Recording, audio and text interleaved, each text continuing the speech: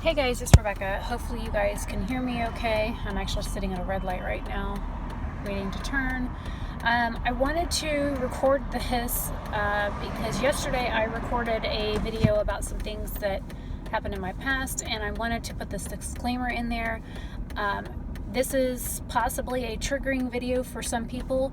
I do not want any hate done towards any of the people that I have talked about in this video. Please don't show up where I live. Don't show up at anybody's house. Don't call people. Don't harass them, that kind of thing. Because for one, it happened to me. It didn't happen to you. And for two, going after somebody for a crime that happened 30 plus years ago isn't going to make anything better today. So I want to record this while I'm still thinking about it. I did talk to my mom, well, not my biological mom, but somebody I consider a mom about this, and she said that it probably would be better to record this and put this at the beginning and then record one for the end. So I plan to do that. But I figured I was at a red light and I would record it.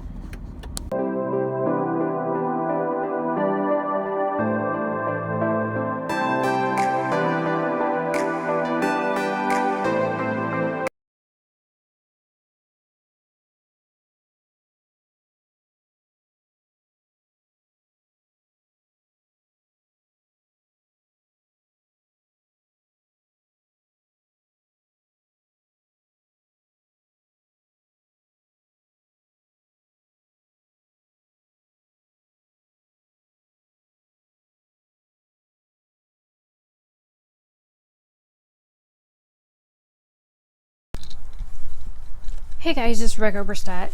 I've actually been debating about whether or not to record this video for several weeks now, but my friend Nicola and I were talking about it the other day, and she said that maybe me talking about my story will help other people.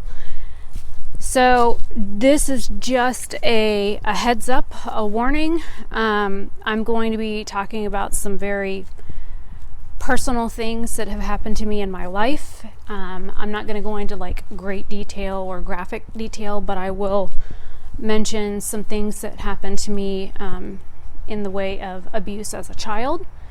If you have any sort of triggers or anything like that, that me talking about what I went through will bother you, then I recommend not watching too much further. I will try and put like I'll find a disclaimer picture and stick it in here. But and the only names that I will be giving are the ones of the people that have been convicted for their crimes, since there were several people that were not. And even though some of them were minors at the time, they're adults now and have been for over 2 decades. So I don't give a crap about sharing their names. To be honest, I don't. I think what they did was heinous, and they need to be called out for it. And I probably should have recorded this years ago. And I've had multiple people tell me I need to write a book about my life. And I've probably got about 13 chapters written, but reading some of the pages back, it's kind of almost like some of it, because I went into so much detail, was kind of like a how-to guide. So it's still sitting in a file somewhere, and I don't know if I will ever put it out in the world or not.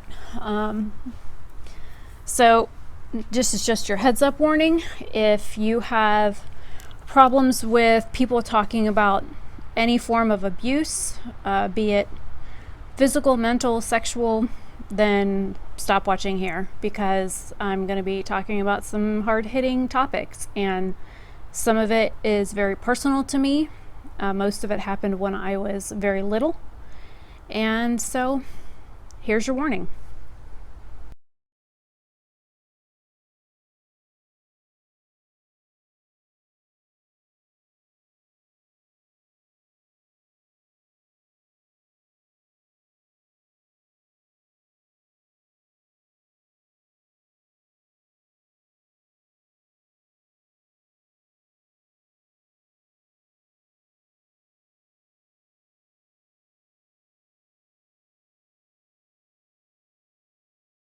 One more thing that I thought of.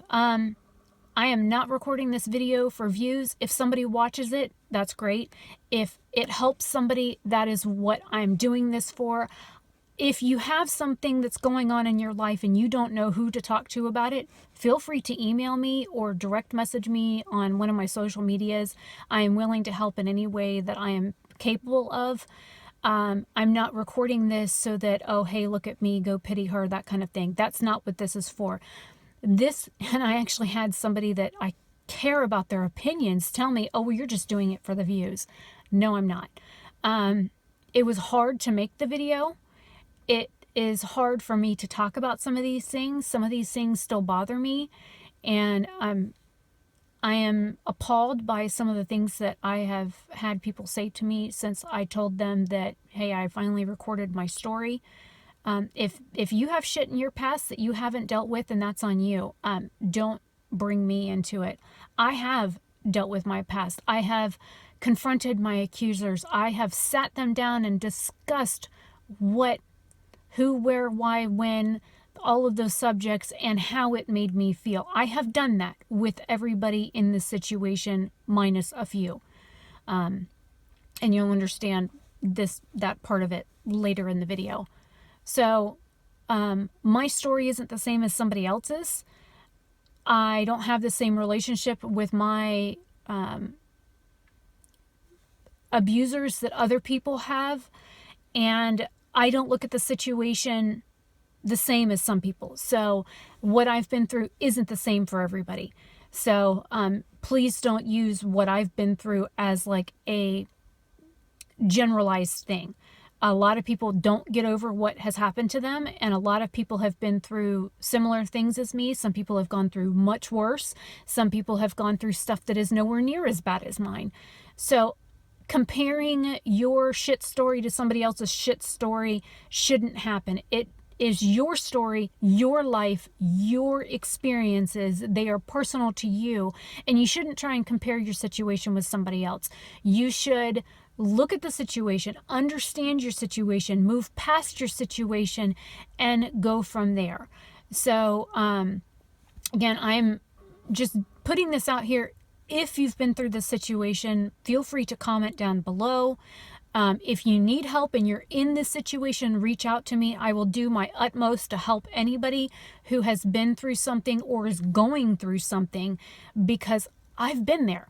I know what it's like. I know the looks and the doubts and the talking behind your back stuff that goes on, and the finger pointing and the accusations and all of the other stuff that goes with it. I know what that's like.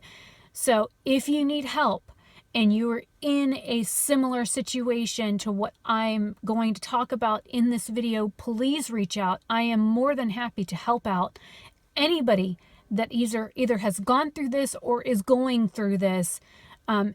And I'm not saying that lightly, because I personally think had somebody reached out to me and offered help when I was younger, it wouldn't have taken me so long to go through the motions and the therapy and everything that I had to do to get to where I am today.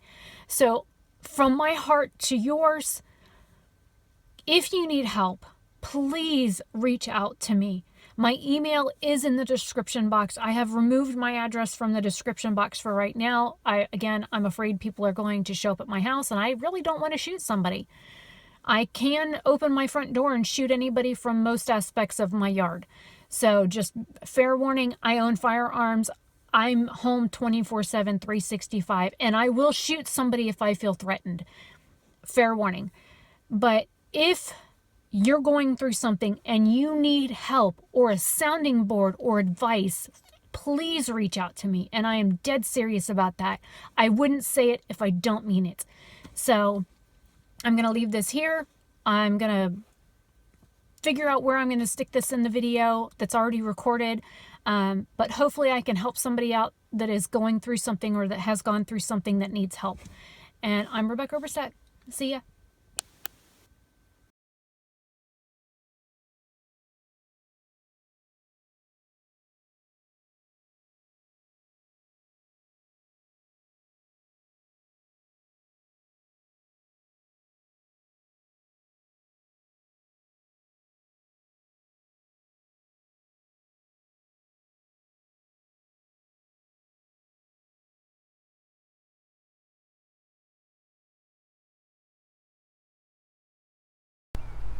So I'm going to try not to go into like too much detail, because again, I don't want this to be a how-to guide on what somebody can do to somebody else, or things to do to get people to not talk about what happened.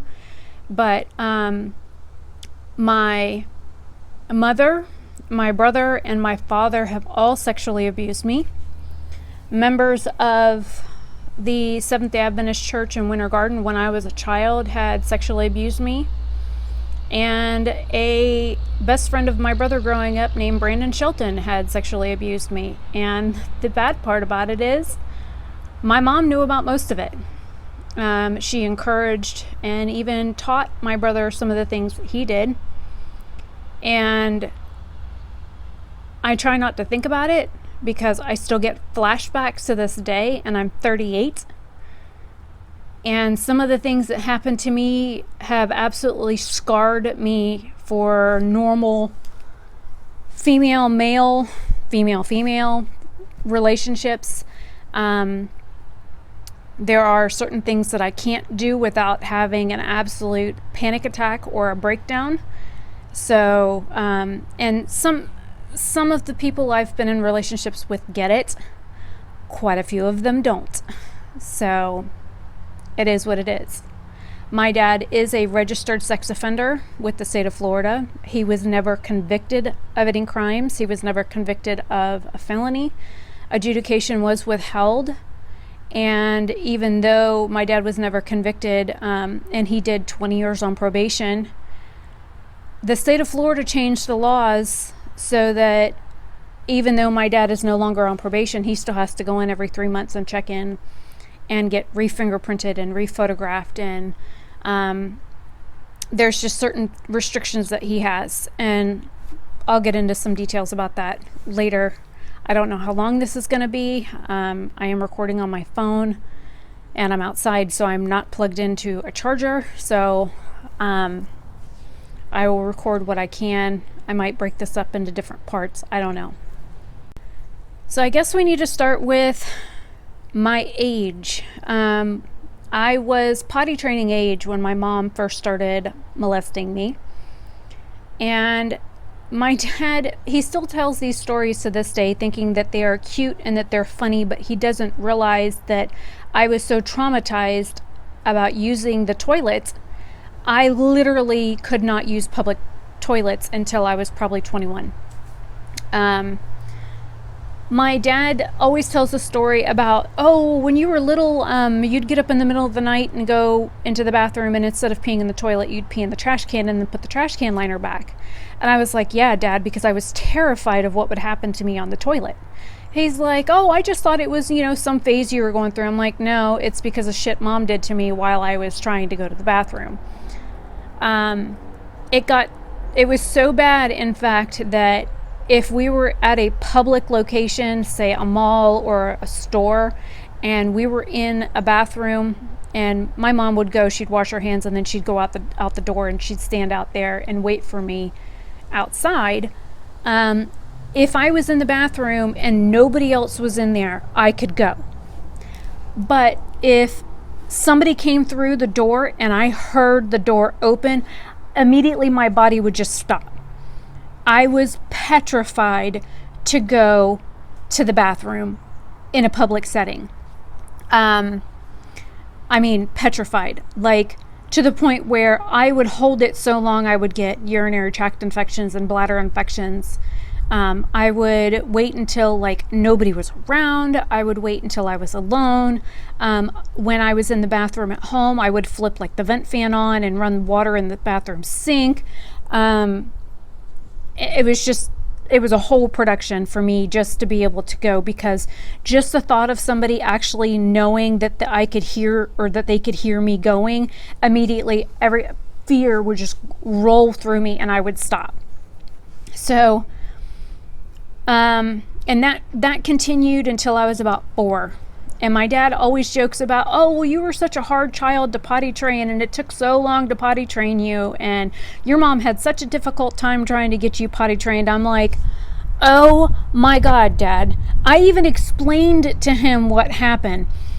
when I was old enough to like understand what was going on, and he still didn't get it. And to this day, my dad's 64 years old, I'm 38, he still thinks it's like cute or cutesy or a cute story to tell, and he doesn't understand the trauma and the devastation that I went through with the things that my mother had done to me.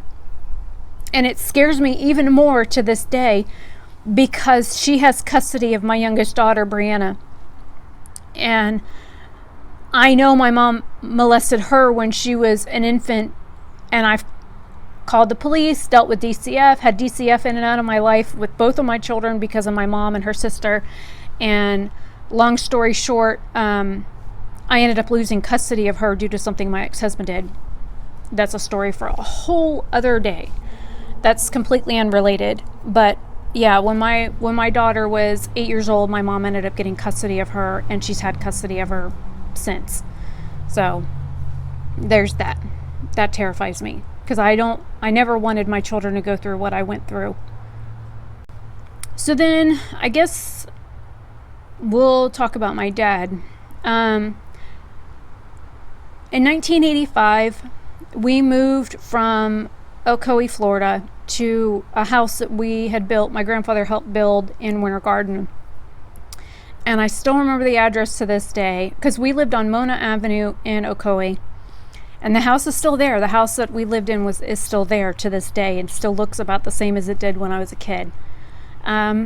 The house that I lived in on Williams Road was 2001 Williams Road in Winter Garden.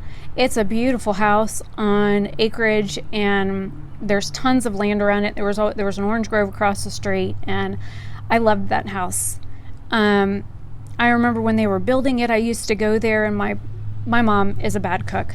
So we would like pick up McDonald's, and we would go like check out the house to see how things were going. And my dad and mom would pick up like cigarette butts and beer cans out of the yard. And my parents don't smoke, and they don't, they never really drank. So that used to irritate them really bad. We moved from one church to another, so we started attending the Winter Garden Seventh Adventist Church, and my mom became a secretary there in 1986. So right after we moved into that house and it was finished and we were getting settled and stuff, is when stuff with my dad started. And a lot of it wasn't like full on, but it was oral stuff. And I remember asking my dad once, I said, well, you always told me that if you eat watermelon seeds, that watermelons will grow in your belly. And if I'm ingesting this, am I going to get pregnant? And I was like 6. And my dad laughed and joked and thought it was like the greatest thing. Every Saturday after church, we would go to Sabbath school. We would go to church after, and we would have like Pathfinders Club after that, which is like the church's like activities and stuff for the kids.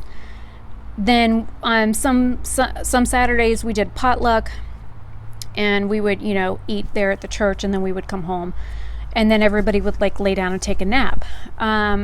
Some days we would go to Sunday, or we would go to Sabbath school, and we would go to church, and then we would come home, we would eat lunch, and then everybody would lay down between 1:30 and 2 o'clock in the afternoon, and we would sleep half an hour, sometimes 2, depending on, we stayed in bed as long as if mom was in bed, we had to stay in bed. So on Saturdays, I knew like clockwork, as soon as my mom dozed off and she started snoring, my dad would come into my room and lay down with me, and I'm sure you guys can imagine. Again, nothing physical happened down yonder, but a lot of it was hand manipulation or oral, and sometimes he would just lay there. And because of the things that my mom had done to me, I didn't know any of this stuff was wrong, and I didn't know parents kissing their children on the mouth was wrong. And to this very day, when I see a parent kissing their child on their mouth, I don't care how old the child is, it freaks me out really bad. When I see like people in public do it, or YouTubers do it, and a mother kisses a daughter, or a daughter kisses a dad, it drives me up the wall. It absolutely just sets me off. I cannot. As a parent, knowing that when you kiss somebody with your mouth, that's really intimate, you should only ever kiss your child like on their cheek or their forehead or somewhere else on their face, but never their mouth. It's just, to me, it's absolutely disgusting. I just can't. I can't. So that went on till I was 11. And it only stopped because I was staying at a friend's house. Her name was Sarah Hughes, and her brother Ronald had actually been accused by another girlfriend, or I should say an ex-girlfriend, that he had done something to her, and it wasn't true. And the family was talking about it. It was one of the only times I was ever allowed to stay over the night at somebody's house. And I was only supposed to go over there and like hang out in the afternoon and stuff. I wasn't supposed to stay the night. And so I overheard the conversation, and I said something to Sarah about things that were going on at home. And she said she needed to go get something to drink really quick, and she left the room. And within a couple of minutes, her mom came in the bedroom. And she was talking to me. Again, I didn't know any of this stuff was wrong. I had no idea. So her mom had asked me a bunch of questions. She made me explain everything. And then she said, well, Sarah, honey, we're going to have pork chops for dinner. I know Rebecca can't eat pork. Let me call her mom and see if there's something else that I can make for dinner that she can eat. And that was the excuse that she gave. What she actually did was she did that as an excuse to leave the room to call my mom. And when she called my mom, the shit hit the fan. Because she said, if you don't call the police and report this, I'm going to. So I was allowed to stay at Sarah's house that night. I guess my mom and my dad got into a huge fight. My dad didn't know about my mom, but my mom knew about my brother. And my brother knew about my mom and my dad, because we used to talk about everything.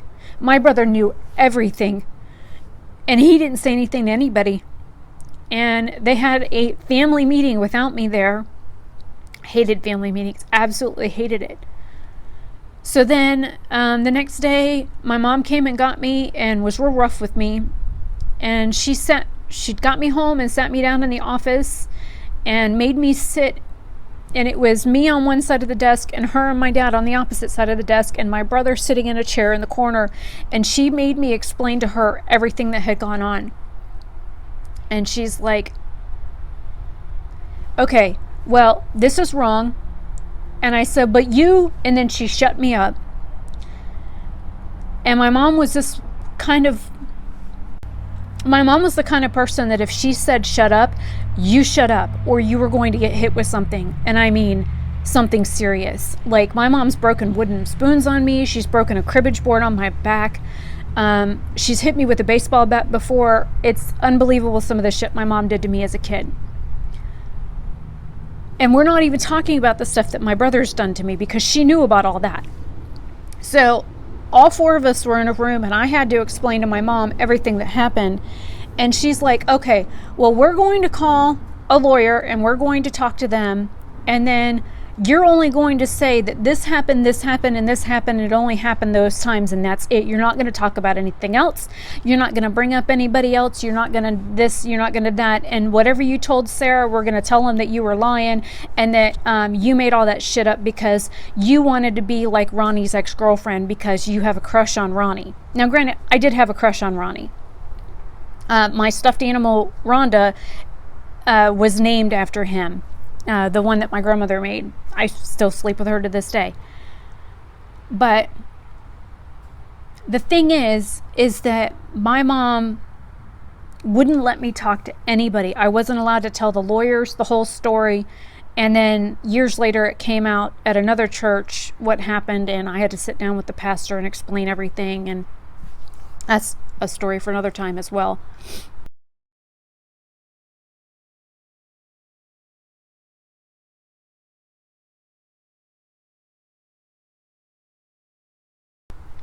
Okay, segue into my brother.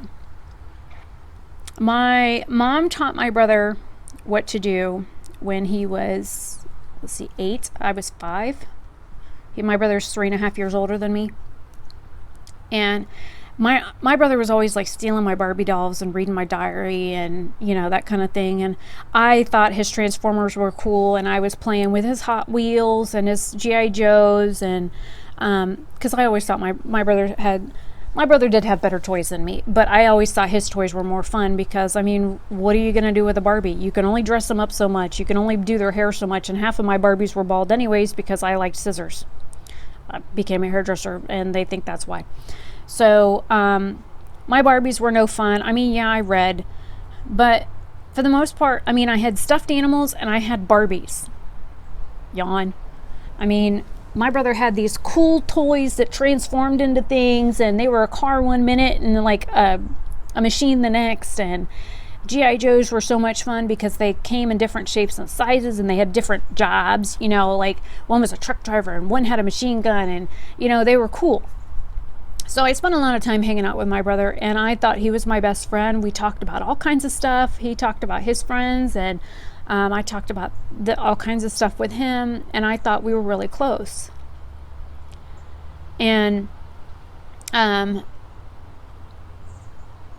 when my dad wasn't home, or when he was away, because his job when I was younger used to take him away quite a bit, because my dad worked for Mark Marietta for years.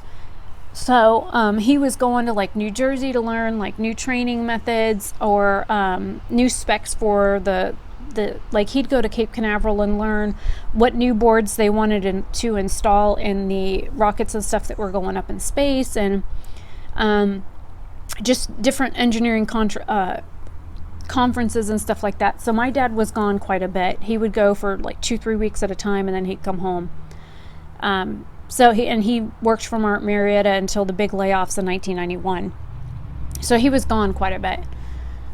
So my mom decided that because I had outgrown her manipulation, that she would train my brother how to do things.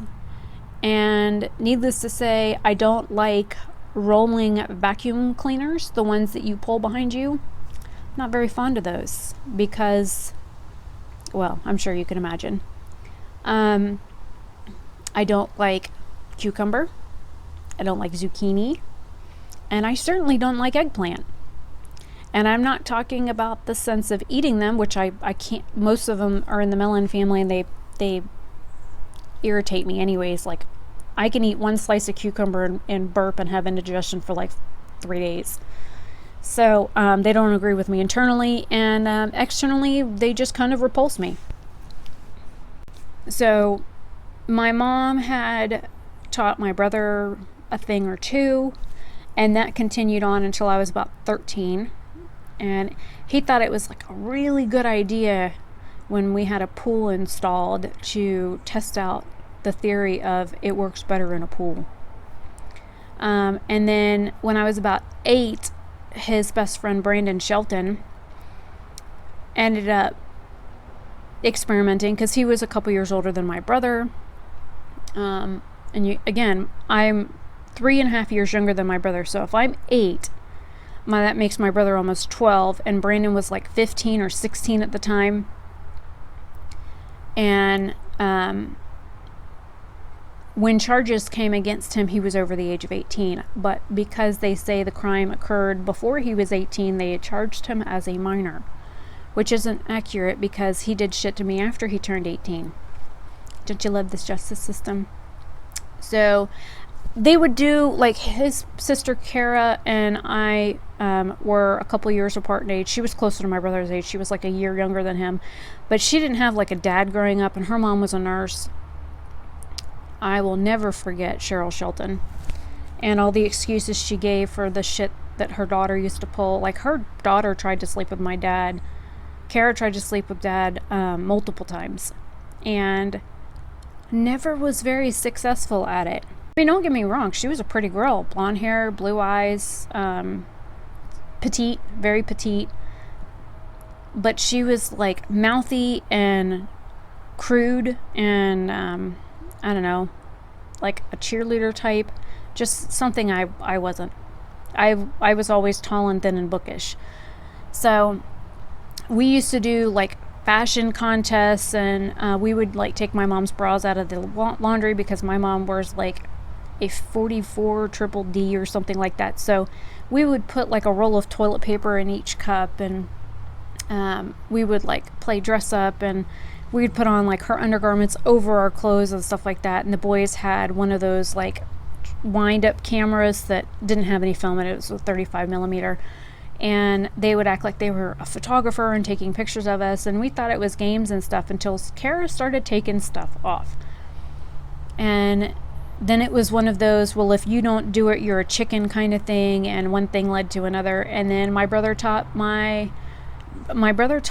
Brandon how to do what he had been doing, and Brandon's like, oh no, you need to do it this way. And so he got out attachments for the pull behind vacuum cleaner and showed my brother how those work. So that continued on until I was like 12. When charges were initially brought in 1991, my dad was arrested. He spent 2 hours in jail before being released. I went into foster care, and I ended up in foster care for about 3 weeks before my aunt took me in. And I lived with my aunt for several months. My mom's middle sister, who got custody of my oldest daughter when I was younger, who my daughter's now 19. And I thought sexual abuse was horrible. Living with my aunt was even worse because I was the homewrecker. I was the girl that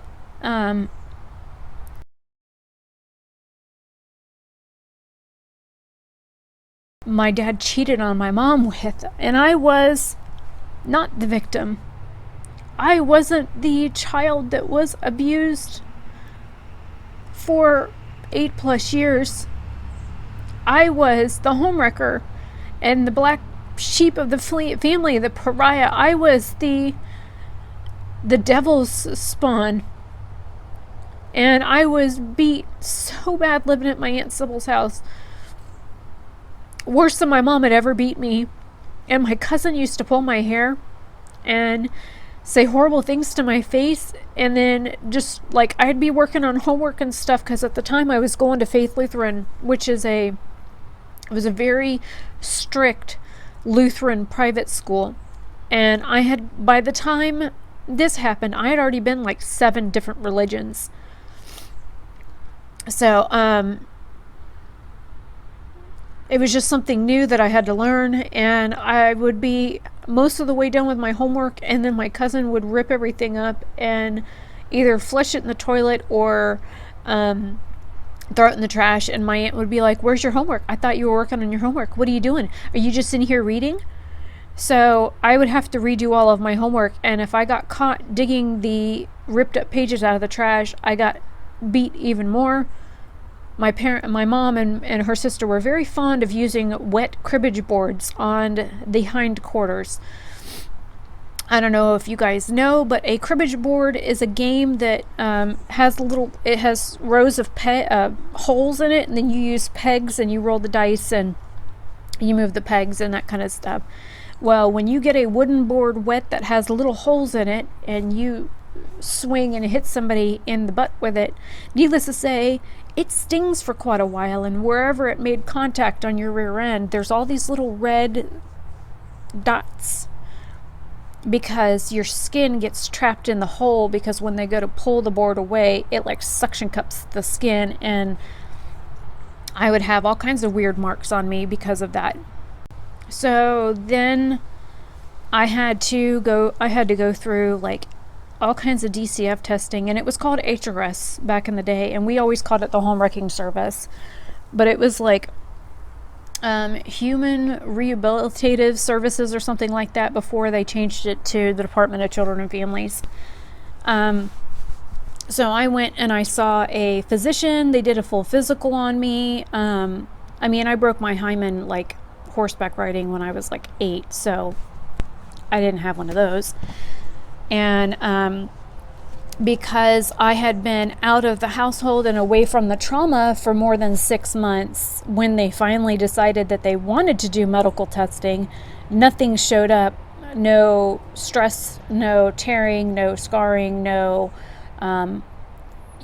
normal things that you would find on an abuse victim. Things that you need to catch within the first 30 days because, your body heals. I had to go through counseling. Our social worker was Mr. Hofer.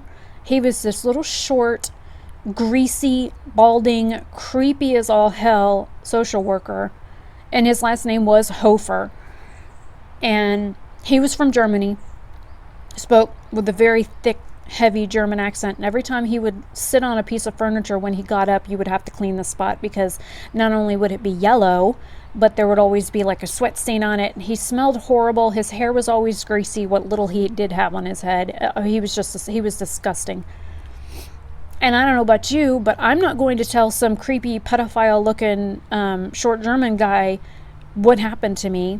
And my mom had threatened me. I actually, if you look, some of these marks, granted they're like wrinkles now and furrows, but I still have like burn marks on my forehead from where my mom used to stick the curling iron on. You can see it right there, where my mom used to stick the curling iron on my head. And at the time I had, hair longer than what I have now, but I had bangs. And because my forehead's so short, she would curl them with a curling iron. And one day she curled my bangs and she stuck it on my forehead. And she was like, "You're going to say this and not this. You're only going to say that it was 3 times and that physical stuff only happened once. And we're going to leave it at that. You're not going to tell anybody what happened." And what she was doing was she had taken a deal with the state prosecutor. My mom was testifying against my dad for immunity. That bitch got fucking immunity. She didn't get fucking charged. My dad, who at the time everybody was making really good money. We had live-in maid service. Mary and Mark lived with us. My dad was still working at Martin Marietta. This was before all the layoffs and before it got bought out and changed to Lockheed Martin. And my mom was working for an attorney and a court reporter out of Orlando. So they were making really good money. So the lawyer ended up getting my dad like a deal where he pled down to lesser charges. And it says on if you pull up my dad's information, it says sexual molestation on a child under the age of 12 is what his charges were. Adjudication was withheld. He was not adjudicated guilty. He didn't spend any time in prison. He got 2 hours of jail time, and he was in a holding cell the whole time because my dad's a little short shit. He's only 5'4". They'd have killed him in county jail had somebody found out what charges he had. Now, granted, he'd probably taken a few people down because my dad's a pretty spry motherfucker.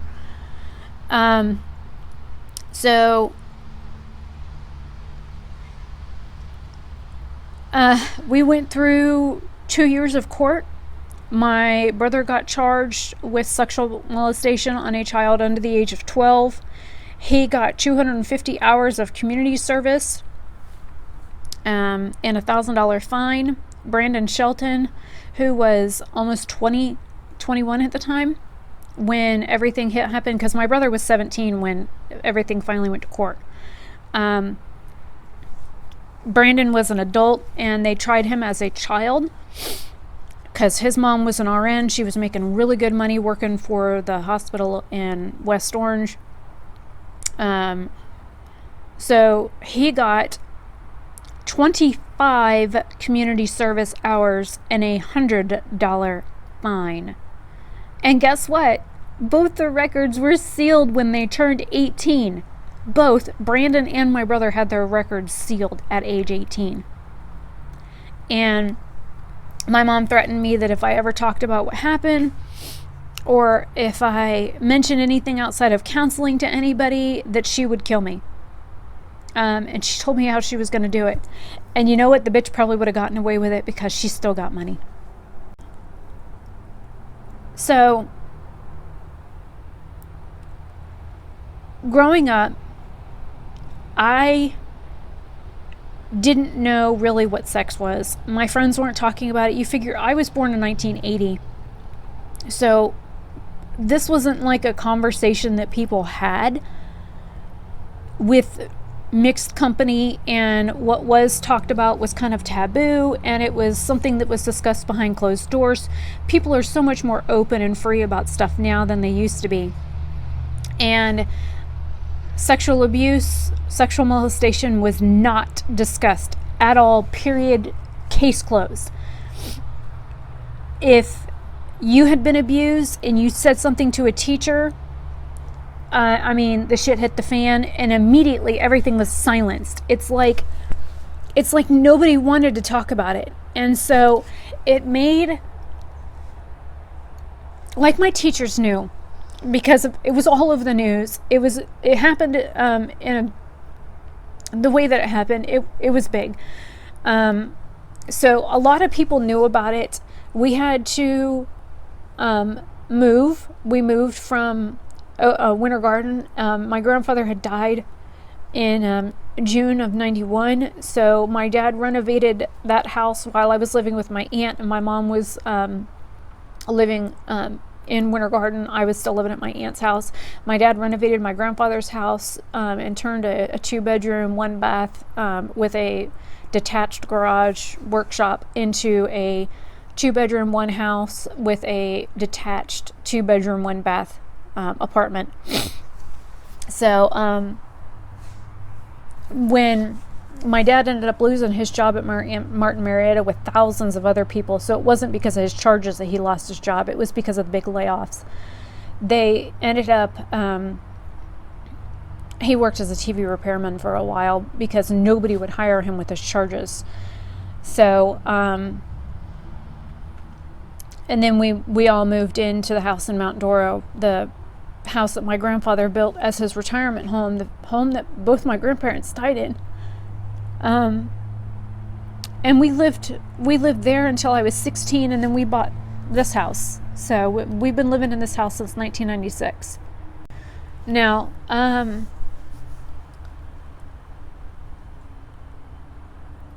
I do live with my dad, and at times it can be hard. He doesn't try anything, because I told him when I was 13, I said, if you ever think about touching anybody with that again and it's inappropriate, I said, I will chop it off and I will hand it back to you, and then I'll turn myself into the cops. I said, you will never, ever do anything to anybody else like you did to me ever again. And we sat down, and I said, you made me feel this way. You did this to me and it made me feel this way, and we hashed it out. And I said, you will never, ever do anything to anybody ever again like you did to me, ever. And if I ever find out, I will kill you myself. And since then, he has never looked sideways at somebody that he wasn't supposed to. He apologized for what he did. I understand now as an adult why things happened the way they did. My mom was molested by a neighbor. My dad was molested. I understand. It is a cycle. It is a horrific cycle that nobody should have to ever go through. And if anybody has ever been molested, I don't care if it's your sibling, I don't care if it's a parent, I don't care if it's your grandparents or an aunt or an uncle or a friend or a neighbor, tell somebody. Because nobody should have to live with that. Nobody should have to go through the years of torture like I did.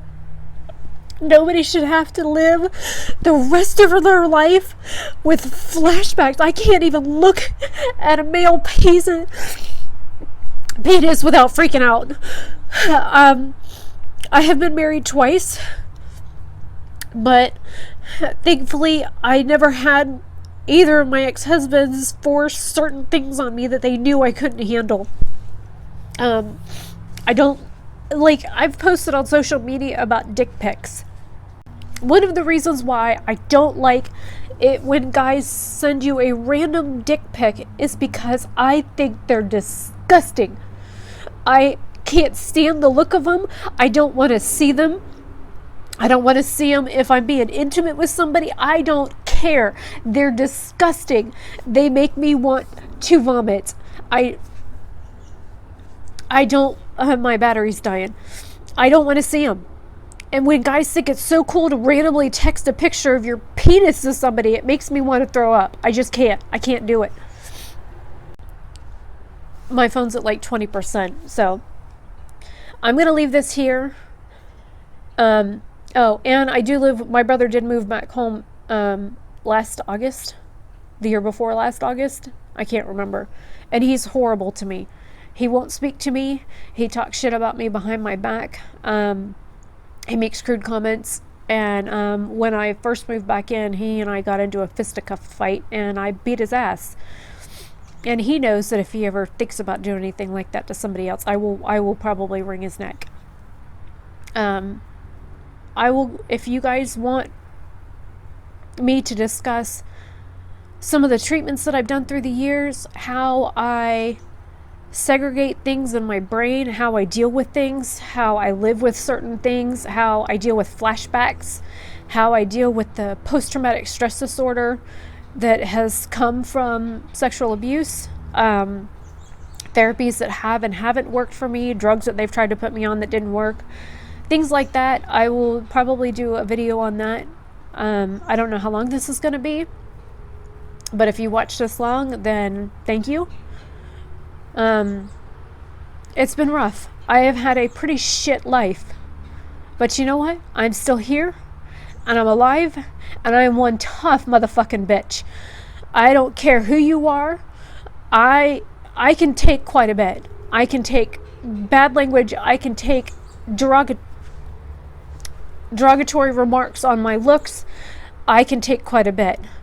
I have been through hell and back, and I am still here, and bitch, you do not want to push me, because I will push back. I will get into a story another time about the 15 months and 3 days that I spent in county jail, and how I survived, and how I literally got into one physical altercation there, and nobody fucked with me after. So that's going to be it for today. My phone battery is at 10%. I will see you guys later. Hopefully you have a great day or night wherever you are. And thank you for watching. This was tough to record, but it needed to be done. Bye. Okay, so I realized after I had gone back in, because my phone was at like 10%, that there was a couple of things I forgot to mention. One being that my mom was working for the Seventh Adventist Church in Winter Garden in 1986, and she worked there until 1991, as well as doing legal transcription for the attorney and the court reporter down in Orlando. And I forgot to mention some of the shit that happened at the church. Now, because my mom knew about what was going on with my brother and with Brandon and other things like that, she knew that there were church members that wanted to do things, and they actually asked her if it was okay if they did, and she gave her permission to. Now, these guys were never charged. They let's just say I've been into the church baptistry one too many times, and there wasn't always water in it. So my mom basically pimped me out when I was about 10 years old to several church members who took advantage of me in the sound booth, in the recording room where they made copies of all the tapes for church members that were invalids and that couldn't get to church. Quite a few of the deacons at the church knew me pretty intimately, and she knew about all of it. And when everything happened with Brandon and my brother and my dad, that's why my dad only got 2 hours in jail and 20 years of probation, was because not only of who my mom knew, but who could pull the right strings, not only to give my mom immunity, but so that my dad would get the least amount of time possible for his crime.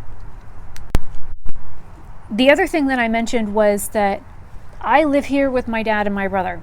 My dad and I have a pretty solid relationship. I am a daddy's girl.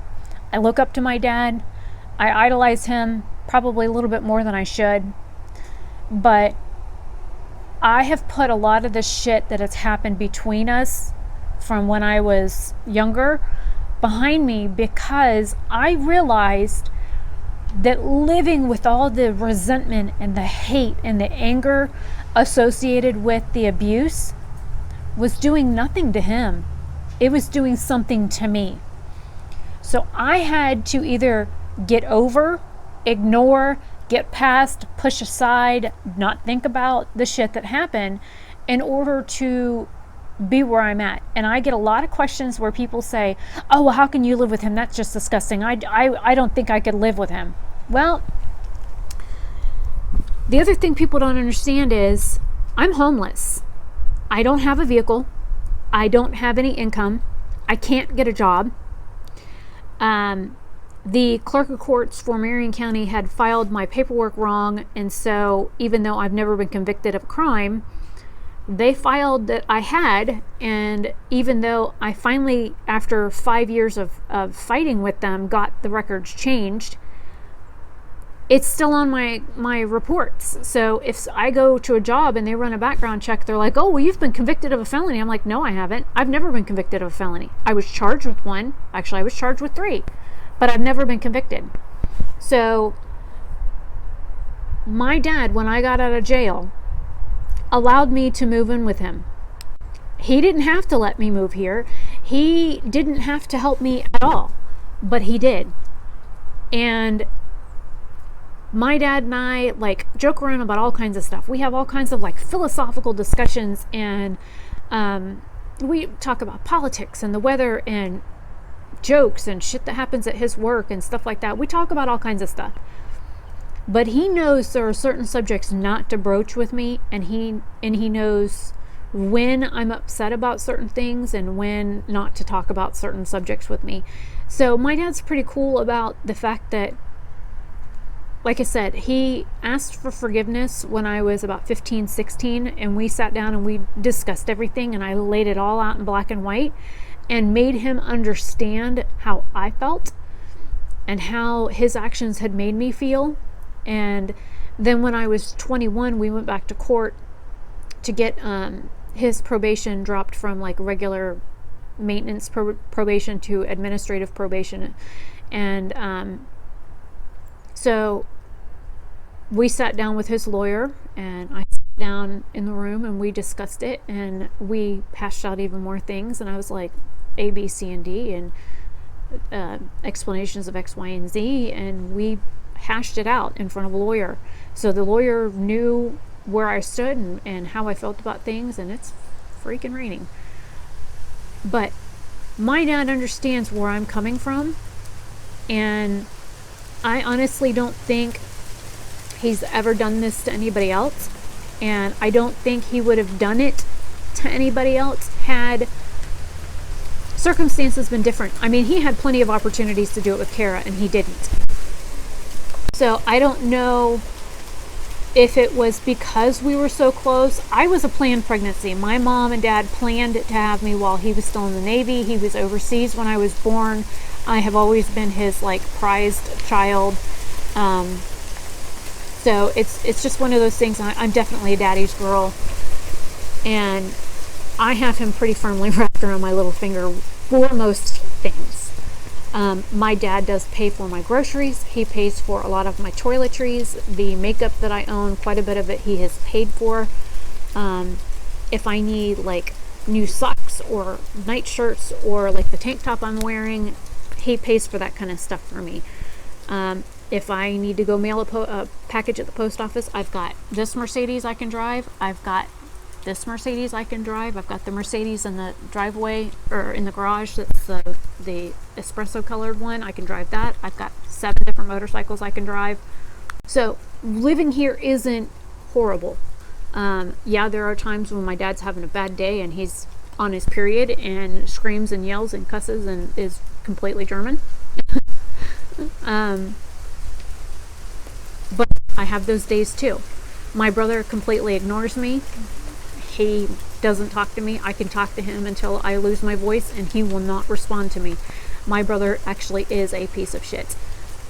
So it is what it is. But I wanted to make sure that I threw this in there because, like I said, I had forgot a couple things and my phone is back charged to 50%. So I actually had the ability to record it because I was at like 4% when I stopped recording. So hopefully this helps somebody. It's the only reason why I'm recording it.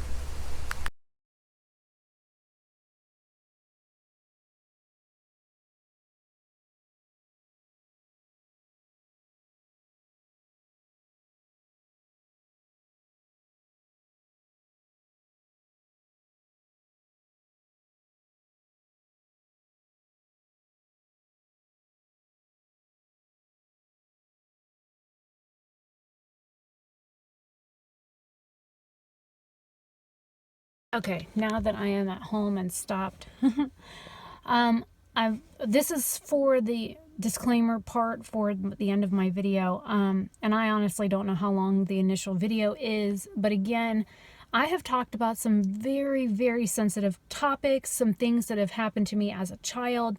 I am 38 years old, so a lot of this stuff is 20 years old and older. So I don't want anybody to, I mean, you can do what you want, but I would prefer it if you don't look up the people that I have talked about. I don't want you showing up at my house. I do own firearms, and I am not scared to use them to protect myself or my family. I do live with my father, so his address is my address, and I'm sure a real simple Google search will give you the information for both him and I. My brother also lives here, so don't show up at my house. I'm just going to be real plain about that. The other people that I've talked about, my mom does live out of state. I mean, to be honest, I really don't give a crap if you show up at her house or not. But my child lives with her, so please don't. Don't message these people online. Don't look up their phone numbers. Don't try and contact them. I'm not sharing my story of what happened to me for somebody to go after somebody else. I'm sharing my story so that I might be able to help somebody else. If you've ever been in this situation, I want you to be able to have somebody that you can talk to or know that somebody else has gone through it and survived. I don't want this to be one of those videos where, oh, you're going to go hunt the people down and get out the pitchforks and, the torches and that kind of stuff. That's not what this is about. This is about me physically talking about things that have happened to me and what I've gone through and some of the things that were probably the most difficult in my life to go through and overcoming them. So I just want to leave that right here.